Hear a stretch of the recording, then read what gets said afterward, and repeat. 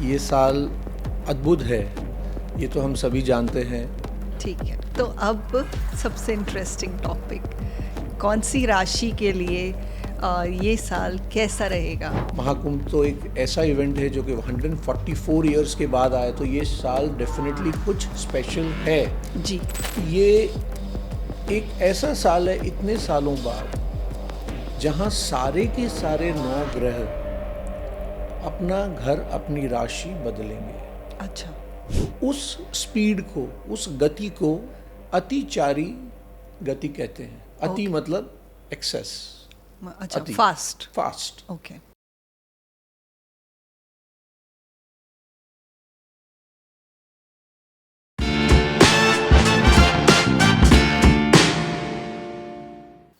आज हम मिलने वाले हैं उनसे who is an engineer by profession, astrologer by passion, जिनका लास्ट सेशन सुपर हिट रहा because of his honesty as a modern day astrologer.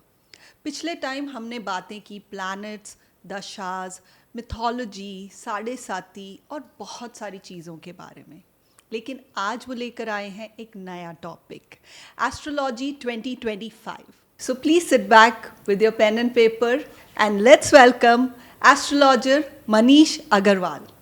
Hello Manish ji. Hello, thank you for calling me again, and hello to all the viewers. I'm really thrilled coming here again and joining you in the podcast. You are welcome, sir. Thank you.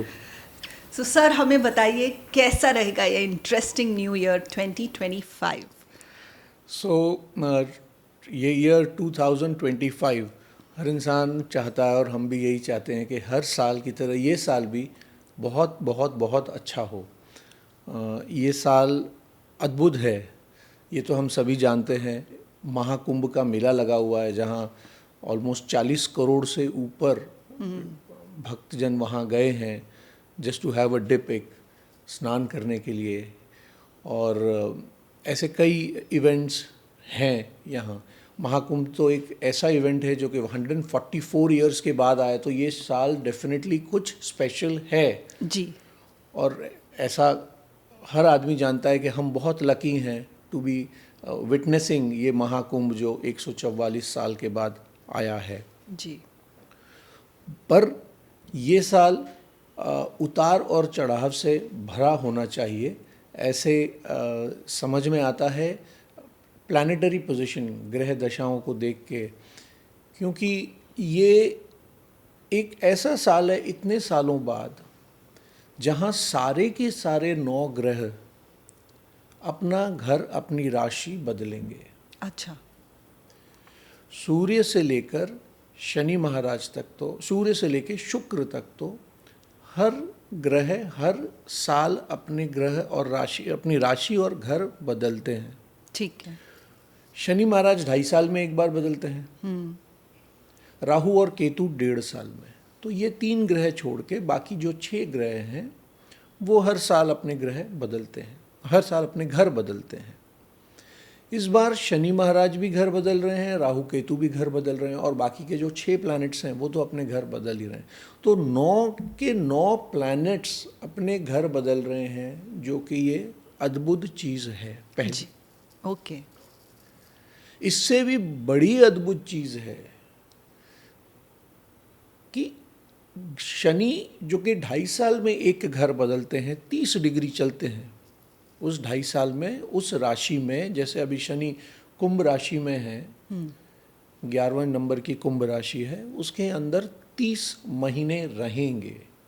Right. ठीक है। और 30 महीने में उस घर में 30 degree होती हैं, यानी कि हर महीने 1 डिग्री चलेंगे। अच्छा। और चलते चलते मार्च 2025, 29 मार्च 2025 को वो अपनी राशि परिवर्तन करेंगे, कुंभ से मीन में चले जाएंगे। ओके। लेकिन शनि महाराज उसके बाद अगले 1 महीने में, जो कि मैंने अभी आपको बताया 1 महीने में 1 डिग्री चलेंगे, एक अगले महीने में 3.5 डिग्री एक उस महीने में चल रहे हैं। अच्छा। तो उस स्पीड को, उस गति को अतिचारी गति कहते हैं। अति मतलब एक्सेस। अच्छा, फास्ट। फास्ट। ओके। और जो अतिचारी गति हो गई, वो अतिचारी गति से अगर शनि महाराज चल रहे हैं, जो कि Shani is the slowest planet, correct. और वो ही अगर इस स्पीड से चल रहे हैं कि 1 महीने में 3 डिग्री, तो डेफिनेटली वो अप्स एंड डाउन्स लेके आएंगे। अच्छा, अप्स एंड डाउन्स के साथ ऑब्स्टेकल्स भी लेके आएंगे। ओके। गुरु महाराज जो कि एक दूसरे बहुत बड़े ग्रह हैं, वो 12 महीने में लगभग एक घर चेंज करते हैं। टॉरस वृषभ राशि में फिलहाल हैं, 2 नंबर की राशि। जेमिनी में जाएंगे, ओके। 3 नंबर की जो राशि है मिथुन राशि, उसके अंदर उनका भ्रमण अब होगा मई से। ओके। लेकिन वो इस बार जो 1 जनवरी 2025 को, जैसे शनि महाराज कुंभ में हैं और मीन में जाएंगे 29 मार्च को, वैसे गुरु महाराज मई में वो जाएंगे टॉरस वृषभ राशि से मिथुन राशि में, ओके। और वो मिथुन से कर्क में निकल जाएंगे अच्छा, और फिर से मिथुन में आएंगे। ओके। इसका मतलब क्या हुआ, 2 से 3 में गए, 3 से 4, टॉरस से वो वृषभ से मिथुन में गए, मिथुन से कर्क में गए, अच्छा, कर्क से वक्री होके फिर से वो आ रहे हैं मिथुन राशि में। मिथुन, तो ओके। इतनी बार वो घर बदलेंगे, इसका मतलब वो भी अतिचारी गति में आ गए। राइट। तो जब अतिचारी गति में प्लैनेट आते हैं तो वो बहुत शुभ कार्य नहीं देते हैं, क्योंकि जैसे आप गाड़ी बहुत स्पीड में चला रहे हो तो उसका कंट्रोल कंप्लीट नहीं होता है आपके पास कभी कभी। तो वो अक्सर देखा जाता है कि वो साल थोड़ा सा उतार चढ़ाव के साथ होता है हर क्षेत्र में। ओके।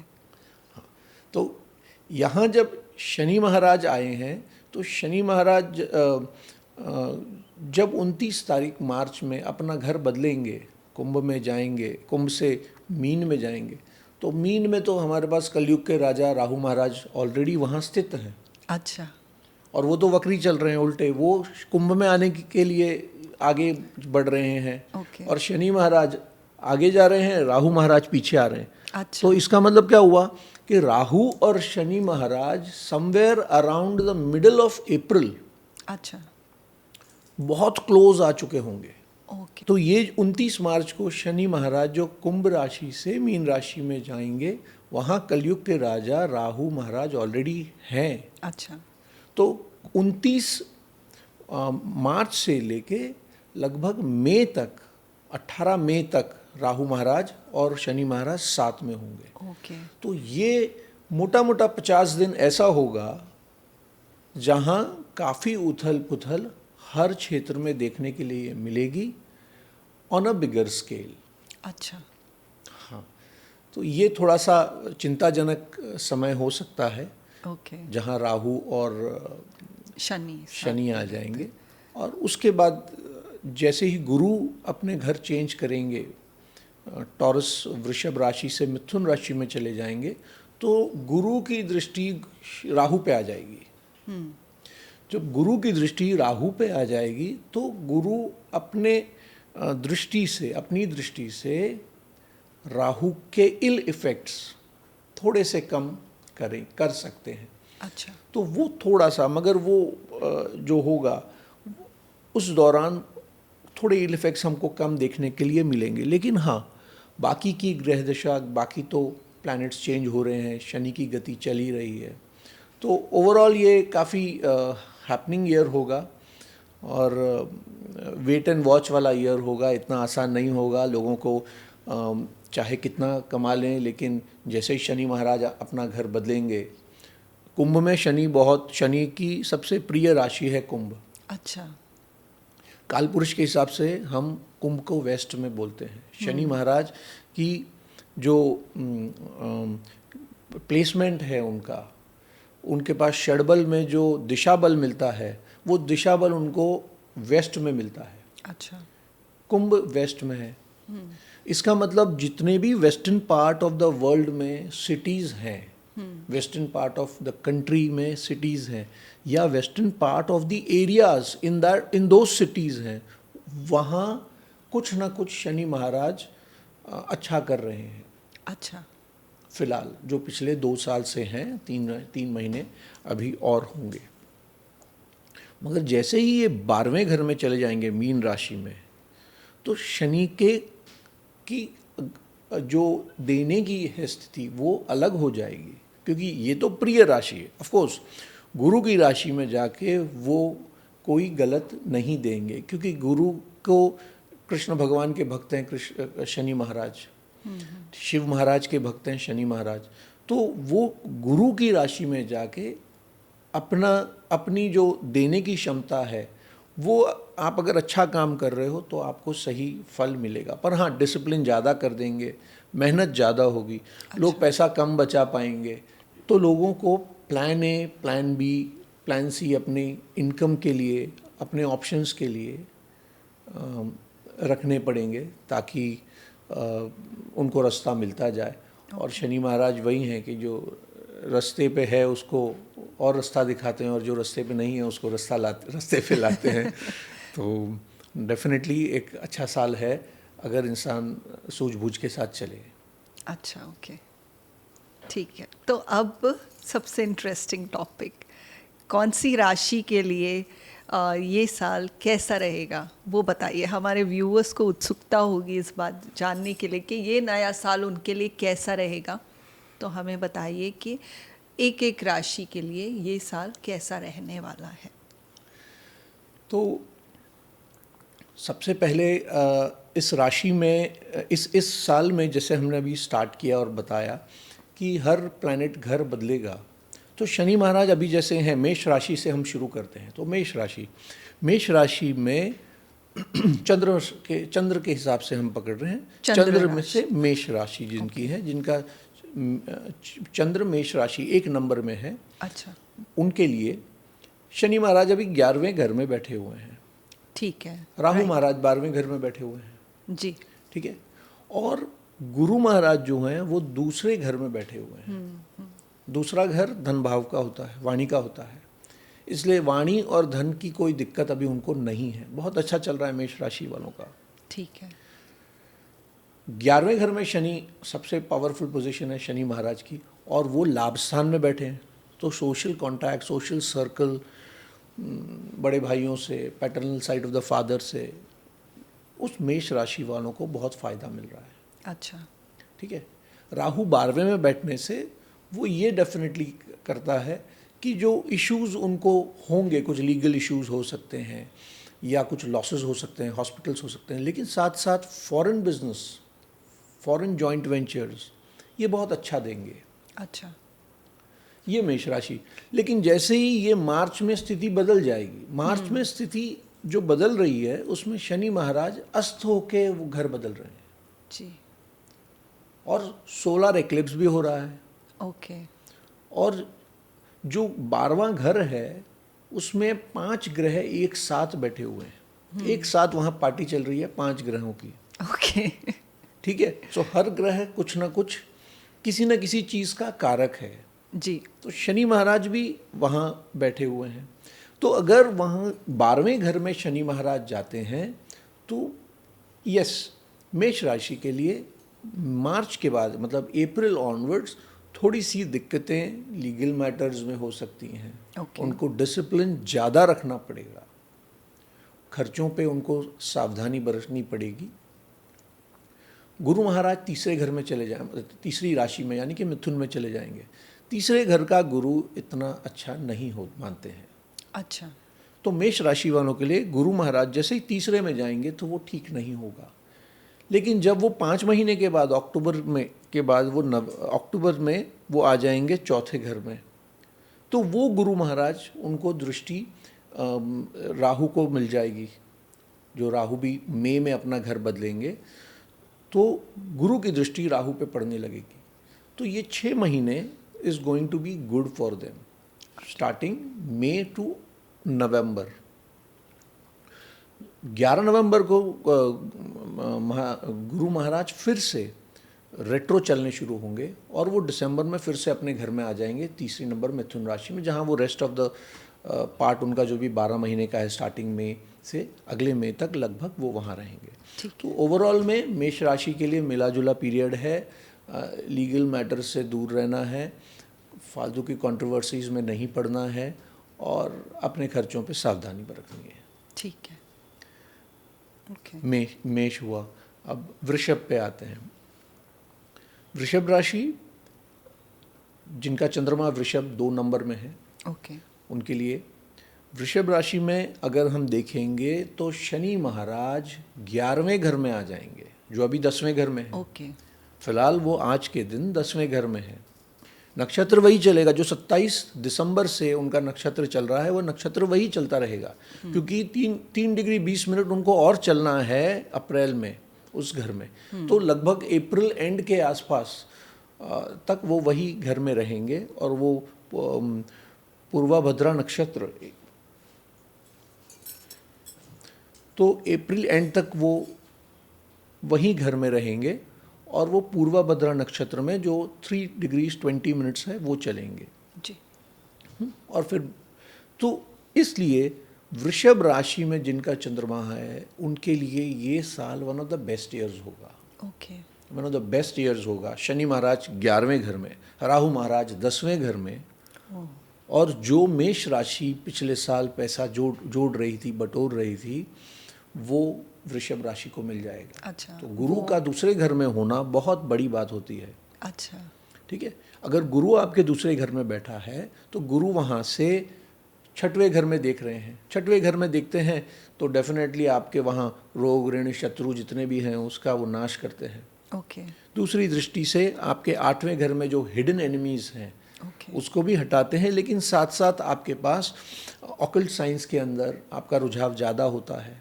ओके स्पिरिचुअल जर्नी आपकी और अच्छी होती है, बेटर होती है। अगर जिनकी नहीं शुरू हुई है उनको एक दिशा मिलती है। और सबसे अच्छी बात 9th दृष्टि से वो अपने 10वें घर को देखते हैं। करेक्ट। तो इसलिए गुरु का जो है जो भ्रमण है, खास तौर से मई के बाद गुरु महाराज वृषभ राशि के लिए फैंटास्टिक देंगे। वहाँ इनके पास शनि महाराज 12वें घर 12 मीन में चले जाएंगे, इसका मतलब 11th house of the chart में चले जाएंगे। Okay. उनके 11th हाउस में, तो definitely 11th house is the house of gains. गलत राशि गलत फल नहीं देते हैं। राहु उनके पास 10 में आ जाएंगे, 10वें घर में आ जाएंगे, यानी कि शनि के राशि में राहु महाराज आ जाएंगे। तो ऐसे कहा जाता है जिसके राहु 10 में दुनिया उसके बस में। Oh okay. तो वृषभ राशि को एक बहुत अच्छा साल हम कह सकते हैं। ओके। तीसरे नंबर पे आते हैं मिथुन राशि। मिथुन राशि जो है वो 3 नंबर, जिनका चंद्रमा 3 नंबर में है मिथुन राशि। अगर मिथुन राशि में है तो शनि महाराज फिलहाल उनके भाग्य के घर में बैठे हैं। हाँ। भाग्य के घर में बैठे हैं, और भाग्य से वो आ जाएंगे कर्म स्थान में। ठीक है, तो जो भाग्य है, कर्म है, वो उनका कर्म स्थान में वो उनसे और कर्म अच्छे करवाएंगे। अच्छा। न्यू डेवलपमेंट्स, न्यू ग्रोथ मिलेगी उनको, और एक रास्ता उनको मिलना शुरू होगा। फिलहाल भी एक अच्छे जगह पे हैं, लेकिन शनि का 9th हाउस में बैठना थोड़ा सा दृष्टि लाभ भाव में, जो फिलहाल जो शनि महाराज बैठे हैं मीन राशि से, वो लाभ स्थान को देख रहे हैं मिथुन की। तो इसलिए मिथुन वालों के लिए लाभ स्थान पे शनि महाराज ने हैंड ब्रेक लगा के रखा हुआ है। अच्छा ओके। जो कि जैसे ही वो 10वें में आ जाएंगे तो फॉरेन एसोसिएशन हो जाएगा उनका, और लाभ स्थान जो उनका बिजनेस का लाभ है वो उनको मिलना शुरू हो जाएगा। अच्छा। क्योंकि उधर से उनकी दृष्टि हट जाएगी। शनि महाराज की 10वीं दृष्टि सबसे कड़क होती है। अच्छा। अगर शनि महाराज अपनी 10वीं दृष्टि से कोई चीज़ देख रहे हैं, जिस घर को देख रहे हैं, वो 10वीं दृष्टि से शनि महाराज उस हाउस से रिलेटेड थोड़ी सी प्रॉब्लम, स्ट्रेस क्रिएट कर देते हैं, ऑब्स्टिकल्स क्रिएट कर देते हैं। ओके। तो इत्तेफाक से यहाँ मिथुन राशि के लिए शनि महाराज जैसे ही 10वें घर में खुद आ जाएंगे, तो शनि महाराज 10वें घर के तो कारक ही हैं। कालपुरुष की कुंडली में शनि महाराज 10th और 11th के मालिक हैं जी। शनि महाराज की दृष्टि मिथुन राशि के लिए 7वें घर में जाएगी। ओके। 7वें घर में जाएगी शनि महाराज जी की दृष्टि। तो जो एलिजिबल बैचलर्स हैं उनके लिए एक अच्छा समय है कि उनको वो थोड़ी मेहनत के बाद कोई मैच मिल सकता है, अच्छा हो सकता है। और राहु महाराज मिथुन राशि के लिए जो कि मीन में बैठे हुए हैं, कुंभ में आ जाएंगे, जो कि मिथुन राशि के लिए 9th हाउस है। ओके। तो 9th हाउस में राहु महाराज आ जाएंगे।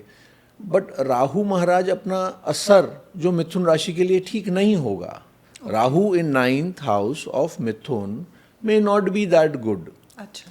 बट वो कंट्रोल हो सकते हैं जब मई के बाद गुरु महाराज अपना हाउस चेंज करेंगे। अच्छा। अभी तो वो 2nd हाउस में यानी कि 12वें घर में है, मिथुन के 12वें घर में गुरु महाराज हैं, जो मई के बाद चेंज करेंगे। अच्छा, तो मतलब मार्च टू मई टाइम पीरियड थोड़ा उनको संभल Tough के रहेगा, रहना चाहिए। हाँ। और उसके बाद थोड़ा नहीं, मार्च टू मई नहीं, मई तो आएंगे, मई तो गुरु महाराज ही आएंगे। राहु महाराज भी तो मई में ही आ रहे हैं। जी। राहु भी तो शनि, ये तो हम शनि बोल रहे हैं, मार्च में आ रहे हैं। अच्छा। राहु महाराज तो मई में ही आ रहे हैं, लेकिन गुरु की दृष्टि राहु पे मई से लेकर 6 महीना नवंबर तक रहेगी। ओके। तो हमने यही बात कि गुरु इस बार बहुत अतिचारी कर रहे हैं, नॉर्मली ऐसे कभी करते नहीं हैं।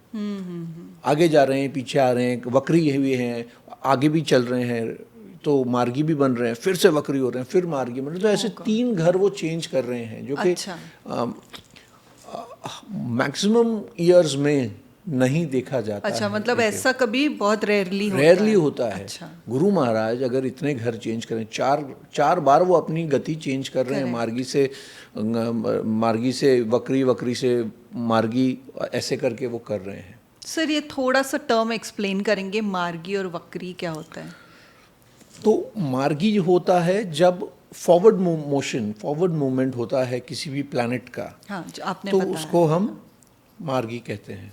वक्री होता है जब कोई भी प्लैनेट रिवर्स डायरेक्शन में चलते हैं। अच्छा। ना रिवर्स डायरेक्शन में प्लैनेट्स नहीं चलते, मगर वो आगे नहीं बढ़ पाते हैं। पर जैसे हम एक ट्रेन में बैठे हैं और दूसरी ट्रेन बगल में से जा रही है, और हमारी ट्रेन खड़ी हुई है, राइट, और बगल से ट्रेन जा रही है, तो हमको ऐसा लगेगा कि हम पीछे जा रहे हैं और ट्रेन आगे जा रही है। हाँ। सो वही वक्री ग्रह होते हैं, जो कि बैकवर्ड मूवमेंट उनका चलता रहता है। तो नॉर्मली ये तब होता है जब सूर्य से 6th, 7th और 8th कोई भी प्लैनेट हो कुंडली में, जन्म कुंडली में या ट्रांजिट कुंडली में, गोचर कुंडली में। अच्छा। जब ये उनको पोजीशन आती है, दृष्टि आती है सूर्य महाराज से 6th, 7th या 8th हाउस में, सो प्लैनेट को वक्री कहा जाता है।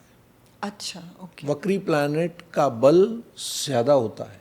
ओके। अच्छा होता है तो 3 गुना बढ़ जाता है, खराब होता है तो 3 गुना बढ़ जाता है। ओके। ठीक है।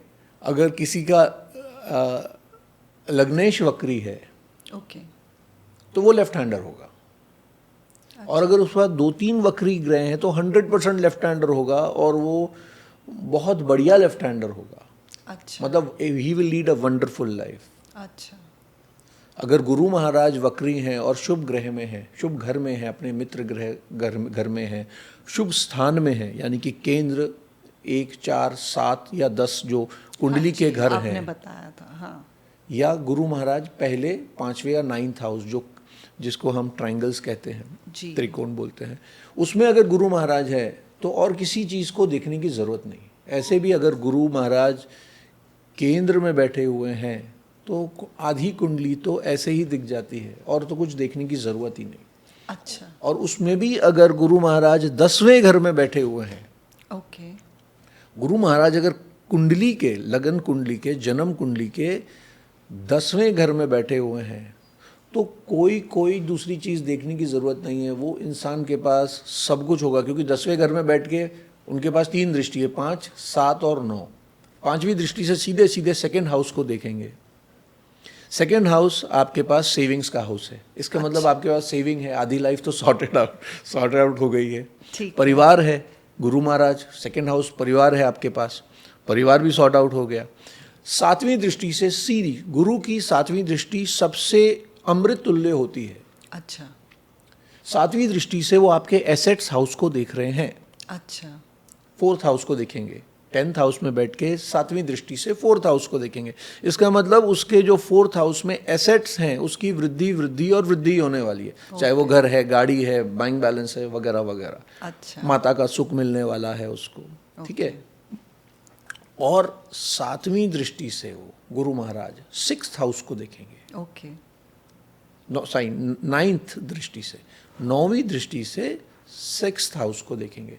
तो उसके पास रोग, ऋण, शत्रु, कंपटीशन, ये सारे चीज़ में गुरु महाराज जहाँ उसको अच्छा करना अच्छा करेंगे और उसके एनिमीज़ को, रोग को, डेप्स को वो दूर करते जाएंगे। तो अगर गुरु महाराज कुंडली के अंदर 10वें घर में बैठे हैं तो उसकी आधी कुंडली तो खाली वो गुरु ही बयान कर देता है, डिस्क्राइब कर देता है। मतलब गुरु की अच्छी पोजीशन बहुत ही ज़रूरी अच्छी है। होती। बट मुझे पूछना था, अगर आप बोल रहे हैं 10वें घर में आपकी कुंडली में अगर गुरु बैठे, लेकिन अगर गुरु ट्रांजिट में उस जगह पे आ तो जाते हैं आपके लिए साल भर तो बहुत अच्छा है। अच्छा, तो वो पर्टिकुलर ईयर अच्छा और होता अगर गुरु उस समय जिस 10वें घर में ट्रांजिट कर रहा है वो आपका मित्र, गुरु का मित्र घर है। ओके, ठीक है, जैसे कि सूर्य का, मंगल का, या गुरु तो खुद है, चंद्रमा का, अगर वो ऐसे मित्र घर है तो वो और अपनी देता शुभता देता है। अच्छा। या और अपना असर दिखाता है। ओके, लेकिन अगर वक्री ग्रह में शुक्र आ गया तो इंसान को हेल्थ इश्यूज हो जाते हैं, फैमिलीज इश्यूज हो जाते हैं। ओके, क्योंकि शुक्र तो प्लेजर है, शुक्र तो हुनर है, शुक्र तो हेल्थ है। तो ये जो चीज़ें हैं जिससे हम रिच होते हैं, आज के दिन हम बोलते हैं शुक्र अच्छा है तो सारे प्लेजर्स मिलते हैं, यानी कि घर, गाड़ी, बंगला, परिवार, यही हम बोलते हैं, इससे आगे हम नहीं चाहते हैं। लेकिन शुक्र बोलता है कि मैं आपको हेल्थ देता हूँ, वो भी तो आपकी वेल्थ है। करेक्ट, मैं आपको आपकी हेल्थ देता हूँ, आपको हुनर देता हूँ, क्योंकि आपको दुनिया में सबसे ज़्यादा लोग पहचानेंगे आपके हुनर से। करेक्ट, और हुनर है तो पैसा पीछे आएगा। जी। यानी कि आपके पास हेल्थ आ गई, हुनर आ गया, तो पैसा तो पीछे आना ही है।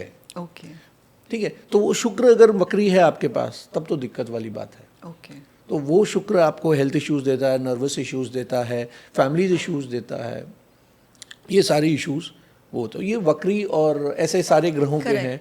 राहु केतु तो हम सब जानते ही हैं कि वो वक्री ही चलते हैं। अच्छा, 12 से 11 नंबर, 11 नंबर की राशि से 10 नंबर, जैसे अभी आई थिंक हाँ, ये अनदर एक डिटेल सेशन इस पे हम कर सकते हैं। बिल्कुल। हाँ, So, तो वक्री planets, हमने मिथुन के बताया, तो मिथुन के अंदर इस तरह से उनका एक एवरेज मिला जुला से ज़्यादा है, एवरेज से ऊपर है उनका साल। अच्छा। बिकॉज जब जब गुरु महाराज उनके 3rd हाउस में आएगा, जैसे 6 महीने मई से लेके नवंबर तक है, तब उनके पास बहुत अच्छा होगा। अच्छा,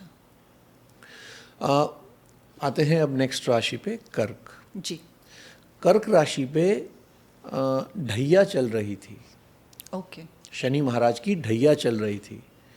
तो कर्क की ढैया खत्म हुई, ओके, तो जो उनको कंफ्यूज स्टेट ऑफ माइंड होगा या काम उनके अटक रहे थे, तो ये राशि परिवर्तन जैसे ही शनि महाराज का होगा 29 मार्च 2025 को, तो शनि महाराज कर्क से अपनी ढैया हटा लेंगे और कर्क राशि वालों के लिए एक रास्ता खुलना शुरू हो जाएगा। ओके, और वहाँ उनको थोड़ी मेहनत करनी पड़ेगी इस साल, क्योंकि जो 2.5 साल से ढैया चल रही थी तो काफ़ी कुछ वो एक अलग स्टेट ऑफ माइंड में थे। स्ट्रेस था उनके पास, जॉब्स के इश्यूज थे होंगे, बिजनेस इश्यूज होंगे, या सब कुछ है फिर भी चल नहीं रहा है बिकॉज ऑफ सम ऑब्स्टिकल्स। तो ये सारी चीज़ों में शनि महाराज वहाँ से जैसे ही दृष्टि हटाएंगे अपनी ढैया, छोटी ढैया की, तो उनके पास वो सारी अपॉर्चुनिटीज़ या सारे एवेन्यूज़ खुल जाएंगे। अच्छा, तो ये साल कर्क राशि वालों के लिए पिछले से बेटर होगा, बट फिर भी एवरेज होगा। अच्छा, नेक्स्ट राशि आते हैं जो कि एक राशि टू वॉच होगी, वो है सिंह राशि। अगर आपका चंद्रमा 5 नंबर के राशि में, सिंह राशि में बैठा हुआ है, तो इस साल आपको मार्च के बाद तो बहुत सतर्क रहना है। अभी तो बहुत बढ़िया है, ओके, ठीक है, लेकिन जैसे ही शनि महाराज कुंभ से मीन में जाएंगे, जी, तो अगर शनि महाराज कुंभ से मीन में गए तो उनके 8वें घर में चले जाएंगे। सिंह राशि के लिए 8वें घर में शनि का भ्रमण हो जाएगा, जो भी 7वें में चल रहा है। तो 7वें में भी इतना अच्छा नहीं है उनके लिए, लेकिन फिर भी मैं बोलूँगा कि 7वां घर उनका कुंभ राशि पड़ता है, सिंह राशि वालों के लिए कुंभ राशि पड़ती है, और वो शनि की सबसे प्रिय राशि है जी। अच्छी बात ये भी है उसमें कि वो प्रिय राशि के साथ साथ वेस्ट है। वेस्ट में शनि महाराज सबसे पावरफुल होते हैं, दिशा बल मिलता है जो बताया था। तो इसलिए काफ़ी कंफर्टेबल 2-2.5 साल गए हैं, जिसमें उन्होंने फॉरेन बिजनेस, पार्टनरशिप्स सब कुछ की होगी। 8th हाउस में जाने से हेल्थ इश्यूज आ सकते हैं, ओके। ट्रस्ट इश्यूज आ सकते हैं अपने पार्टनर्स पे, चाहे वो बिजनेस पार्टनर हो या कोई फ्रेंड सर्कल में हो, जिस पे ट्रस्ट इश्यूज आ सकते हैं। Health issues definitely yes. So Rahu Maharaj जो 8th हाउस में थे, वो उनके वो 7th हाउस में आ जाएंगे, यानी कि कुंभ में आ जाएंगे मई के बाद। तो शनि और राहु अगर अदला बदली करेंगे मई के बाद, लेकिन जो मार्च से लेके मई 50 दिन राहु महाराज और शनि महाराज साथ में मीन राशि में 8वें घर में रहेंगे, ओके। वो सिंह राशि के लिए ठीक नहीं है। अच्छा। वो हेल्थ इश्यूज उनको दर्शाता है। राहु इन दी 8th हाउस विद सैटर्न बहुत ज़्यादा अच्छी स्थिति नहीं मानते हैं। ओके। ऑफ कोर्स ये समय तो वेट एंड वॉच पूरी दुनिया के लिए होगा, जब 29 मार्च 2025 को शनि महाराज घर बदलेंगे और राहु को ज्वाइन करेंगे मीन राशि में। अच्छा। तो उस समय वो दोनों, राहु तो क्या है, उत्पाद मचाने वाला प्लैनेट है। शनि महाराज अपने 12वें मीन राशि में चले गए, तो राहु और शनि दोनों एक राशि में चले गए, दोनों ही क्रूर ग्रह हैं। तो वो एक अच्छी स्थिति नहीं आ सकती। तो आप बोल रहे हैं कि वर्ल्ड लेवल पे कुछ ना कुछ काफ़ी कुछ ऐसी होगा, चीजें काफ़ी हो कुछ उथल सकती पुथल हैं। ये 50 दिनों में देखने को मिलेगा। और उसके बाद जब गुरु महाराज अपना घर बदलेंगे, अच्छा, तब शायद चीजें थोड़ी तब ठीक वो हो जाएं। मई से नवंबर तक चेंज करेंगे। ठीक है। फिर वो आगे चले जाएंगे तो थोड़ा सा फिर वो, लेकिन तब तक क्या होगा, तब तक राहु महाराज अच्छा, साथ में नहीं चेंज होंगे। हो जाएंगे, कुंभ में आ जाएंगे। सो ये जो प्लानिटरी पोजीशन है सिंह राशि के लिए थोड़ी सी केयरफुल होना चाहिए, उनको अपना ध्यान रखना चाहिए बिजनेस में भी और हेल्थ इश्यूज में भी। यही दो मेन है। तो नेक्स्ट राशि आती है कन्या, जिनका मून 6 नंबर में है। कन्या राशि पिछले 2.5 साल से बहुत अच्छा उनके लिए समय था। अच्छा। शनि महाराज उनके लिए फिलहाल भी 6th हाउस में बैठे हुए हैं। ओके। और 6th हाउस में शनि जिस राशि के चंद्रमा से 6th हाउस में होंगे, शनि बेसिकली 3rd, 6th और 11th में अगर आपके चंद्रमा से गोचर में हैं, ट्रांजिट में अगर आपके चंद्रमा से जो आपकी जन्म राशि है उसमें से शनि महाराज अगर 3rd में ट्रांजिट कर रहे हैं, भ्रमण कर रहे हैं, 3रे घर में आपके, 6वें घर में या 11वें घर में, तो शनि महाराज अपना सबसे उत्तम रिजल्ट देते हैं। ओके। ठीक है। तो कन्या राशि वालों के लिए 6th हाउस में वो फिलहाल भ्रमण कर रहे थे, जो कि उनकी कुंभ राशि 6th हाउस में आती है। तो अभी भी मार्च तक है, समय अच्छा है उनका, अच्छा ही चल रहा है। रोग ऋण शत्रु कोई हेल्थ इश्यूज सब उनकी ठीक कर रहे हैं शनि महाराज कन्या राशि वालों के लिए। तो वो शनि महाराज का चेंज हो जाएगा ट्रांजिट से मीन राशि में 7th हाउस में। राइट। और 7th हाउस में ही राहु महाराज बैठे हुए हैं फिर से। तो उनका वो 7th हाउस जो सिंह राशि के लिए 8th हाउस है, वो इनके लिए कन्या के लिए 7th है। तो जब 7th हाउस वहाँ आता है तो वहाँ पार्टनरशिप्स जो भी उनकी थी उनको थोड़ा ध्यान रखना पड़ेगा उस मैटर्स में। कोई भी पार्टनरशिप है, अपने स्पाउस के साथ अपने रिलेशनशिप को एटलीस्ट फॉर दैट पर्टिकुलर 3 महीने के लिए, जब वो राहु हैं मार्च से लेके अप्रैल में लगभग 50 दिन और होंगे, तो 3 महीने नहीं, 2 महीने के आसपास वो राहु महाराज से उनको ध्यान रखना पड़ेगा जी। क्योंकि राहु महाराज तो उत्पाद वाले हैं, उनको तो उथल पुथल करने में ही मज़ा आता है। उनको लगता है कि सब जैसे बैठे हुए शांत, ये गड़बड़ है, ये मेरा काम है ही नहीं। तो राहु महाराज वहाँ 6th हाउस में जब आएंगे तब थोड़ी राहत कन्या वालों को मिलेगी, लेकिन वो राहत भी बहुत अच्छी होगी क्योंकि राहु महाराज भी 6th हाउस में बहुत बढ़िया रिजल्ट देते हैं। अच्छा, ओके। तो कन्या वालों के लिए मीन राशि में जैसे ही राहु महाराज आ गए और शनि महाराज आ गए और मीन राशि से कुंभ राशि में राहु महाराज आ गए, ओके। जो कि उनकी 6th हाउस है, तो उनके लिए काफ़ी कुछ शॉर्ट हो जाने वाला है। कन्या के लिए एक अच्छा साल फिर से है जैसे उनका लास्ट ईयर गया था। अच्छा। शनि महाराज फिर से बलवान है, अच्छा। गुरु के घर में है, लेकिन उन्हें दिशा बल मिला हुआ है 7th हाउस में बैठने से। अच्छा। 7th हाउस में शनि दिशा बल में आ जाते हैं। अच्छा, सर ये एक नया टर्म है अभी, दिशा बल। दिशा बल मतलब हर ग्रह की अलग दिशा में वो सबसे ज्यादा पावर होता है। अच्छा। तो सूर्य का सबसे ज्यादा पावर होता है अगर सूर्य आपके पहले घर में है। सूर्य 7 नंबर राशि के अंदर नीच का होता है, लेकिन अगर आपका लगन ही 7 नंबर है और सूर्य बैठा हुआ है तो नीच का है, लेकिन उसके पास दिशा बल है।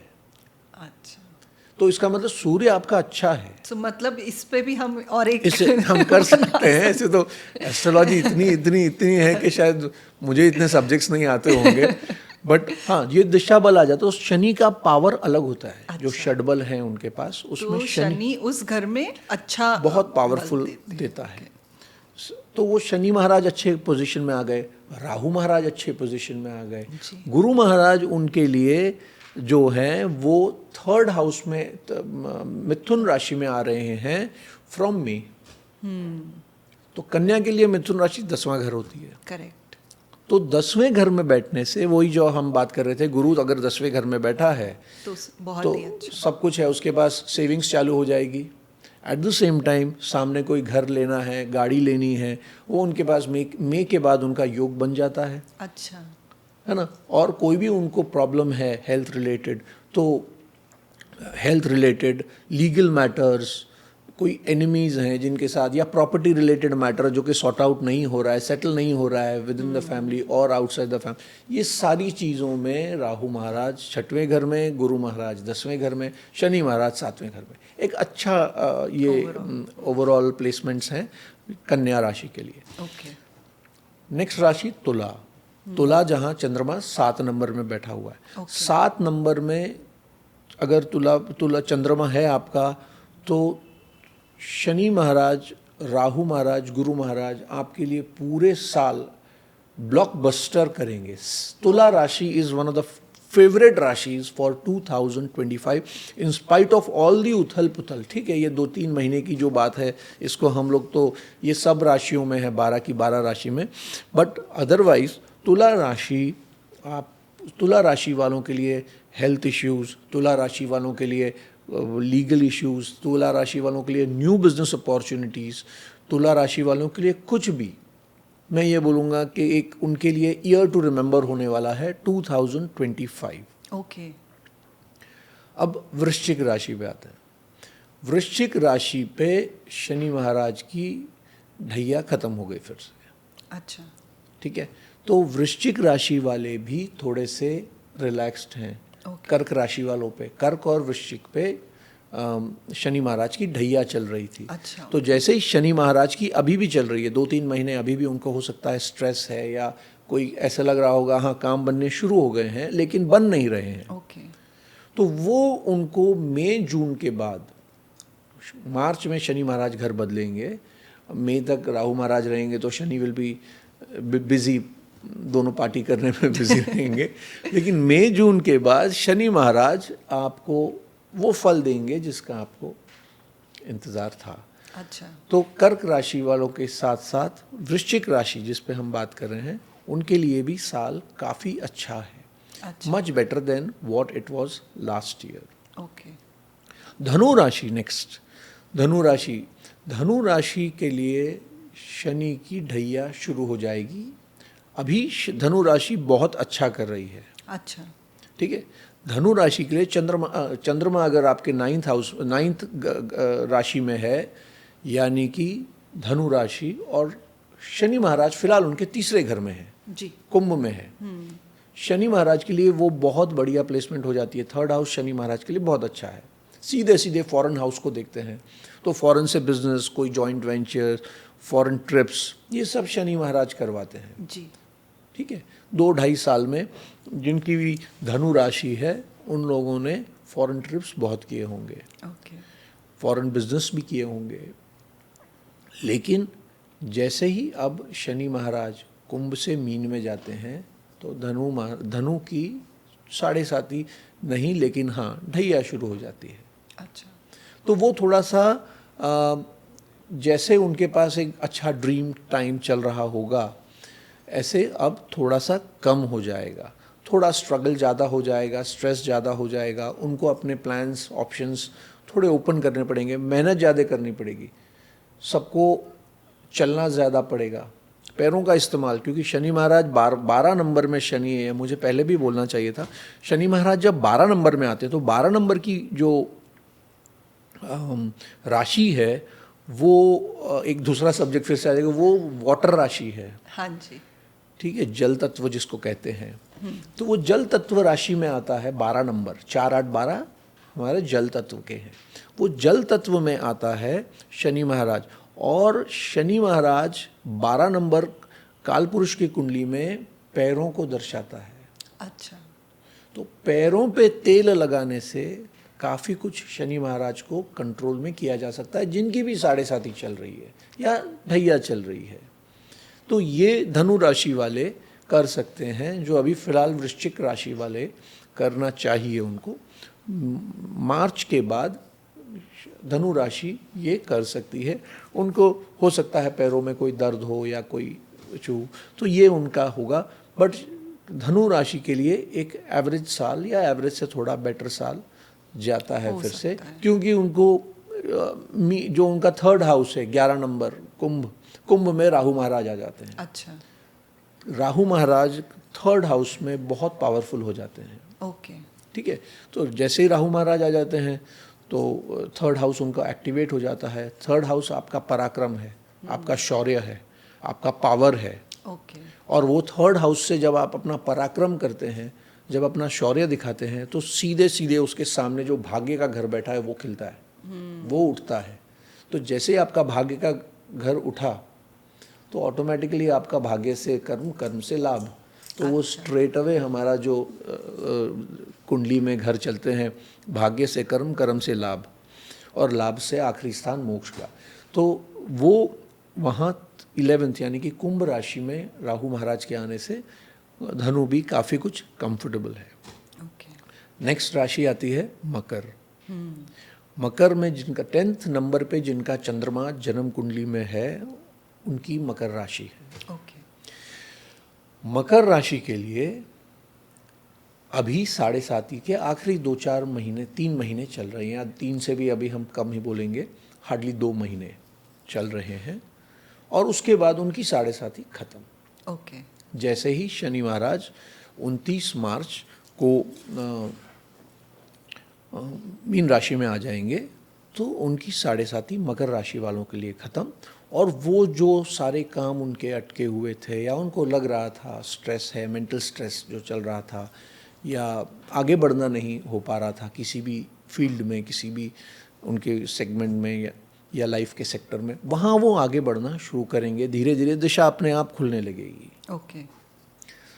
ठीक है, और ख़ास तौर से गुरु महाराज जब 4थी राशि में जाएंगे तो 4थे से 10वें को देखेंगे वो। ऐसे भी गुरु महाराज जो है इस बार मकर राशि के लिए अच्छे होंगे। क्योंकि जितने भी भ्रमण कर रहे हैं, 2, 3, 4, अभी टॉरस में है, वृषभ राशि में है, अभी वृषभ राशि से मिथुन में जाएंगे, और मिथुन से कर्क में जाएंगे, कर्क में फिर से मिथुन में आएंगे। तो ये जो मिथुन और कर्क है, ये उनका मकर वालों के लिए 6वां और 7वां घर है। अच्छा। तो मकर के लिए 7वें घर में जब गुरु आएंगे तो वो उनके लिए काफ़ी अच्छा बिजनेस पॉइंट ऑफ व्यू से होगा। अच्छा।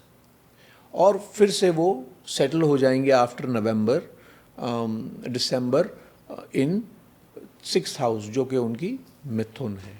तो मकर राशि वालों के लिए जो पिछले 2.5 साल से ढैया चल रही थी और काफ़ी 7.5 की आखिरी पड़ाव चल रहा था, उससे उनको राहत मिलेगी। And I think it's going to be a good year for them, no doubt about it. ठीक है।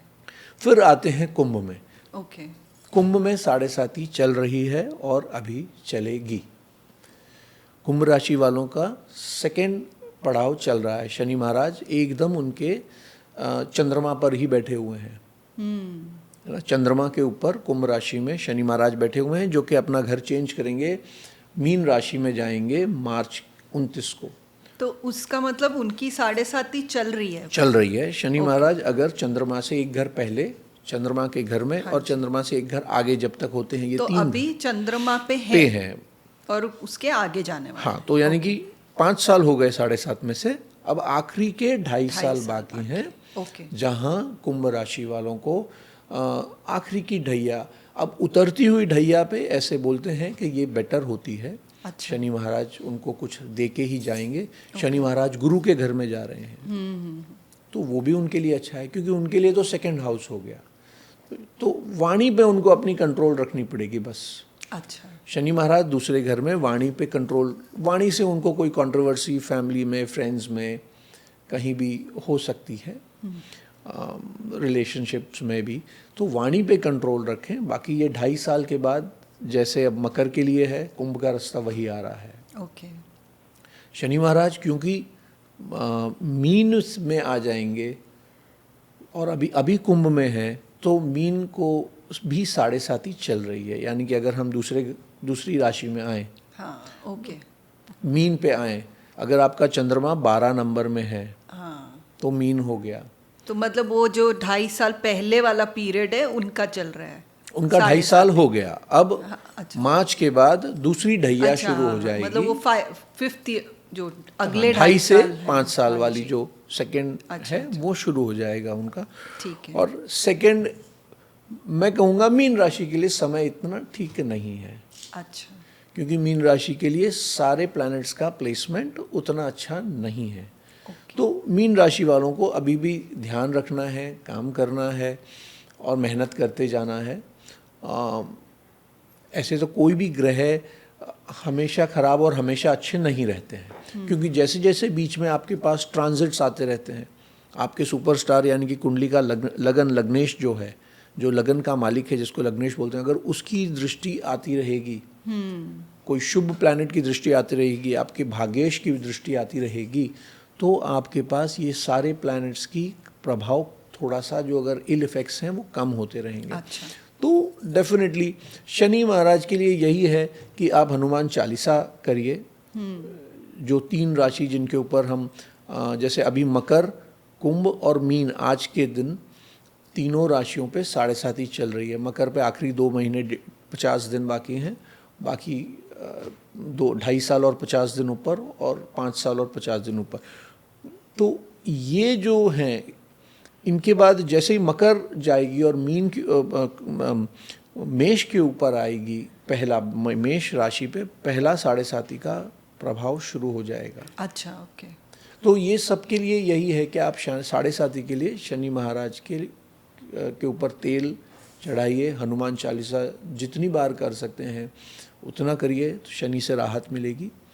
और एक चीज़ हमने लास्ट टाइम डिस्कस की थी, अष्टवर्गा जी। अगर आपके अष्टवर्गा में उस घर के पॉइंट्स, यानी कि उस घर का पावर अच्छा है, ओके, तो शनि महाराज के वहाँ रहने से भी आपको कोई भी दिक्कत नहीं होगी। अच्छा।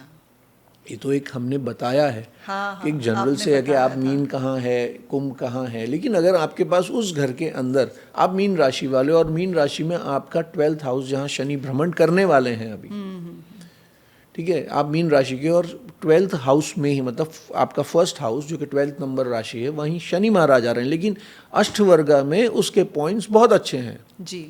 तो शनि महाराज आपको कुछ नहीं करेंगे। अच्छा।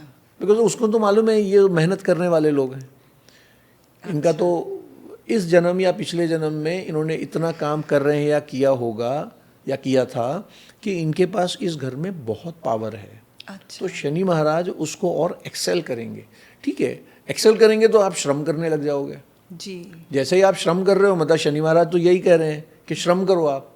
शनि महाराज तो आपका पसीना ही निकालना चाहते हैं ना।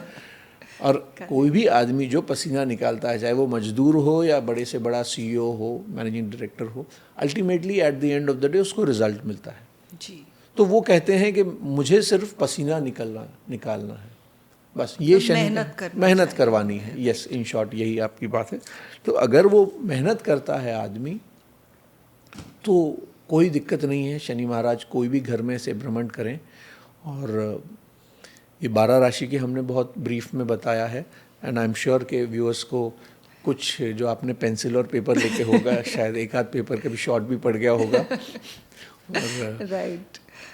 लेकिन ये है कि आपने बहुत अच्छी डिटेल्स दी, और ट्रांजिट्स के हिसाब से किसके साथ क्या होने वाला है और कौन सी राशि को कैसा रिजल्ट मिलने वाला है, वो आपने बहुत अच्छे से एक्सप्लेन किया हमें।